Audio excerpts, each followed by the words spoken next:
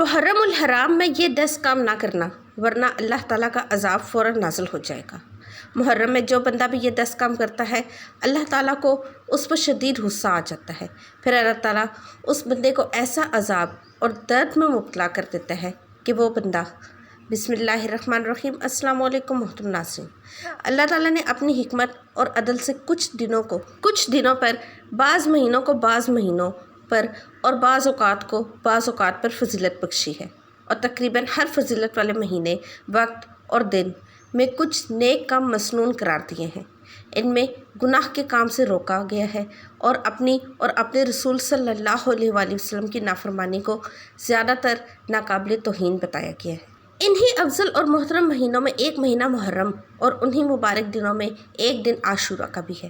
محرم اور باقی حرمت والے مہینوں میں نیک اعمال کرنا دوسرے مہینوں کی بنسبت زیادہ افضل ہے، اور ان مہینوں میں ظلم یعنی گناہ کرنا دوسرے مہینوں کی بنسبت زیادہ سخت گناہ ہے۔ امام ابو بکر جساس نے لکھا ہے کہ ان بابرکت مہینوں میں جو شخص عبادت کرتا ہے اس کو دوسرے مہینوں میں بھی عبادت کی توفیق ہو جاتی ہے، اور جو شخص ان مہینوں میں گناہ سے بچنے کی کوشش کرے گا تو اس کے لیے سال کے باقی مہینے بھی گناہوں سے بچنا آسان ہو جاتا ہے۔ اس لیے ان مہینوں میں عبادت کرنے اور گناہوں سے بچنے کے انوار اور برکات سے فائدہ اٹھانے کی کوشش کرنی چاہیے۔ ناظرین، اللہ تعالیٰ نے جو کچھ اپنے ہاتھوں سے پیدا فرمایا اور جن چیزوں کو کن فیکون کہہ کر پیدا فرمایا، ہر چیز میں کوئی نہ کوئی حکمت ضرور ہے۔ اسلامی مہینوں کی ابتدا محرم کے مہینے سے ہوتی ہے۔ اس مہینے کی 10ویں تاریخ کو یوم عاشورہ بھی کہتے ہیں۔ اسلامی سال کا پہلا مہینہ محرم الحرام بہت عظمت اور برکت والا مہینہ ہے۔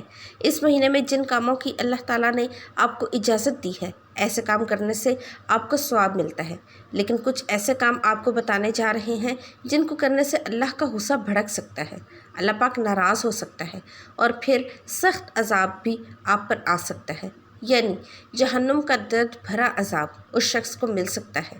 تو ایسے کون سے کام ہیں جن سے ہم کو محرم الحرام میں بچنا چاہیے؟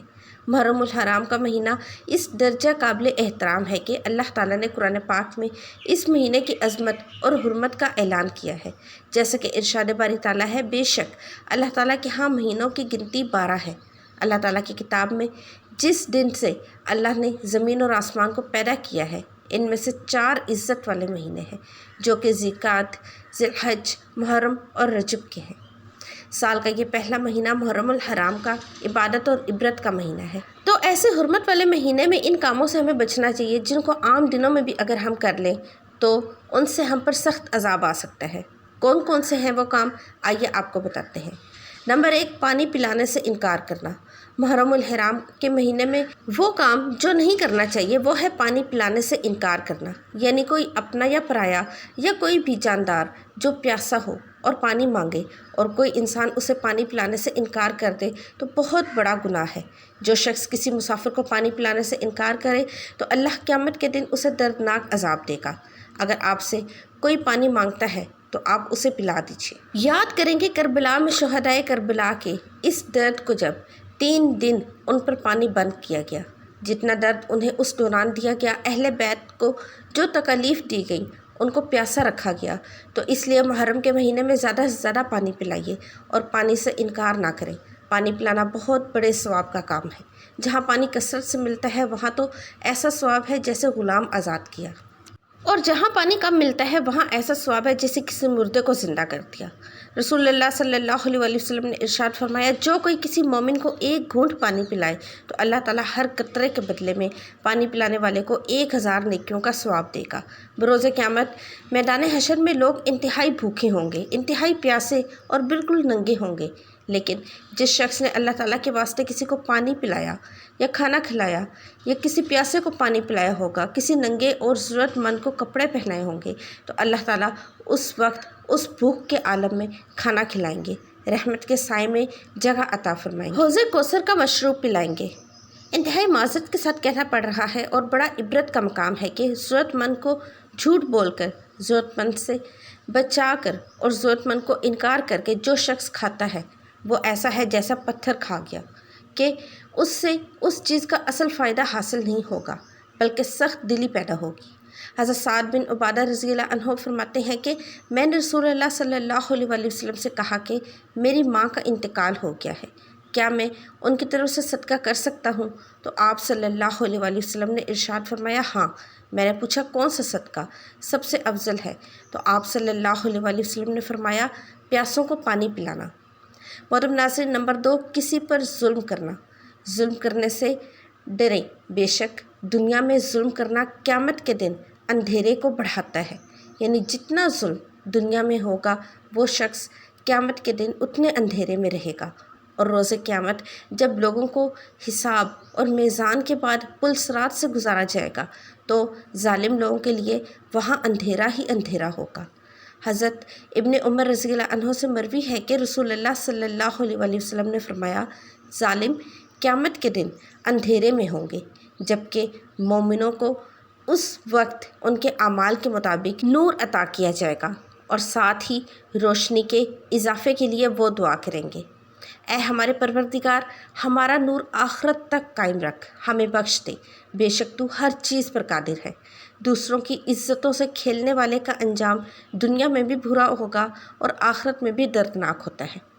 محترم ناظرین، اس بابرکت مہینے میں جو کہ حرمت والا مہینہ ہے، عزت والا مہینہ ہے، اس میں تو ویسے بھی جہاد کے لیے بھی منع ہو جاتا ہے، قتل کے لیے بھی منع ہو جاتا ہے کہ یہ مہینہ ایسا ہے کہ جس میں لڑائی نہیں کی جاتی، اور یہی نہیں بلکہ کہا جاتا ہے کہ جو ایمان والے مردوں اور عورتوں کو بغیر کچھ کیے ستاتے ہیں تو انہوں نے بہتان اور کھلے گناہ کا بوجھ اٹھا لیا۔ تو سوچئے ایسے کام کے جس سے کسی کا دل ٹوٹے، کسی کی طرف ہم بہتان لگائیں، کسی پر تہمت لگائیں، طعنہ زنی کریں، کسی کی طرف کیچڑ اچھالیں، تو یہ سب کے سب ظلم میں آتا ہے۔ یہی نہیں کہ آپ کسی کو ہاتھ سے ماریں، بلکہ اگر زبان سے بھی کسی کو تکلیف دیتے ہیں تو بھی سراسر ظلم ہے۔ آپ اپنے پڑوسیوں کا خیال رکھیں، ان کو بھی تکلیف نہ دیں۔ حرمت والے مہینوں کی یہ خاص بات ہوتی ہے کہ ان مہینوں میں اگر آپ ایک نیکی کرتے ہیں تو اس کا ثواب آپ کو کئی گنا زیادہ ملتا ہے، لیکن اگر آپ گناہ کرتے ہیں تو اس کی بھی آپ سے پوچھ گچھ ہوگی۔ اس لیے آپ کو کسی پر ظلم نہیں کرنا، ناحق کسی کو تکلیف نہیں دینی، ایذا نہیں پہنچانی، کسی پر طعنہ زنی نہیں کرنی، بلکہ اپنے حسن اخلاق سے سب کے دل کو جیتنا ہے، کیونکہ حدیث مبارکہ میں ہے کہ تم لوگوں کو اپنے شر سے محفوظ رکھو، یہ ایک صدقہ ہے، اور تم اپنے نفس پر یہ صدقہ کرتے رہو، یعنی کہ کسی کو اپنی زبان کے شر سے محفوظ رکھنا بھی ایک صدقہ ہے۔ رسول اللہ صلی اللہ علیہ وسلم نے جب صحابہ کرام سے سوال کیا تو آپ نے فرمایا کیا تم جانتے ہو کہ مسلمان کون ہے؟ مسلمان وہ ہے جس کی زبان اور ہاتھ سے دوسرے مسلمان محفوظ رہیں۔ تم جانتے ہو مومن کون ہے؟ مومن وہ ہے جس کے ایمان والے اپنی جانیں اور اپنے مال محفوظ سمجھیں۔ تو محرم الحرام کے اس بابرکت مہینے میں کوشش کریں کہ نیکیوں کے کام زیادہ کریں اور ایسے کاموں سے بچیں جن سے اللہ کی پکڑ ہو سکتی ہے، عذاب میں آپ مبتلا ہو سکتے ہیں، اس لیے ایسے کام اور دنوں میں بھی نہ کریں، لیکن اس مہینے میں خاص طور پر ایسے کاموں سے آپ بچیں، ورنہ وہ انسان ذلیل اور رسوا ہوگا جو شخص ان کاموں کو فخر سے کرے گا۔ نمبر 3، غرور کرنا۔ ہم سب جانتے ہیں کہ غرور اللہ تعالیٰ کو بے حد ناپسند ہے۔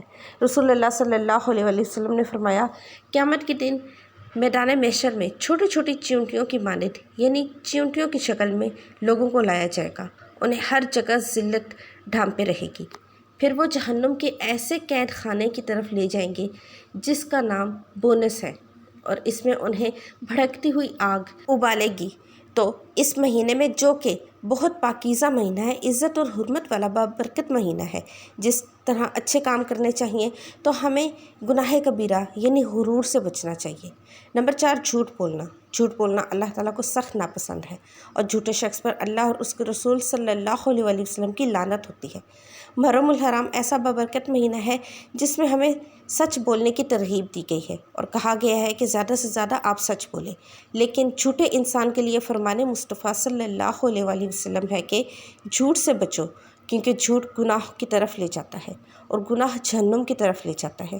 تو پھر سوچیں کتنا عذاب آئے گا اس شخص پر جو محرم کے مہینے میں جھوٹ بولے گا۔ نمبر 5، غیبت کرنا، یعنی کسی انسان کی پیٹھ پیچھے اس کے عیب جوئی کرنا، اس کی بری بات بتانا۔ محرم کے حرمت والے مہینے میں کسی کی غیبت کرنا، کسی کو برا بھلا کہنا، جبکہ وہ وہاں موجود ہی نہیں ہے۔ قرآن مجید میں اللہ تعالیٰ فرماتا ہے کہ کوئی کسی کی غیبت نہ کرے۔ کیا تم اپنے مردہ بھائی کا گوشت کھانا پسند کرو گے؟ اور حضور صلی اللہ علیہ وسلم نے فرمایا غیبت گناہ میں بدکاری سے بڑھ کر ہے۔ غیبت ایک ایسا گناہ ہے جس کو کرنے والے کو اللہ تعالیٰ باوجود ندامت اور توبہ کے اس وقت تک معاف نہیں کرتا جب تک کہ وہ شخص معاف نہ کرے جس کی اس نے غیبت کی ہو۔ اللہ تعالیٰ ہمیں بہتر عمل کرنے کی توفیق عطا فرمائے اور ہمارا خاتمہ ایمان پر فرمائے، آمین ثم آمین۔ محترم ناظرین، کمنٹ سیکشن میں اللہ کے 99 ناموں میں سے کوئی بھی ایک نام ضرور ٹائپ کیجیے گا۔ ویڈیو کو لائک اور چینل کو سبسکرائب کر کے جائیے گا۔ اللہ حافظ۔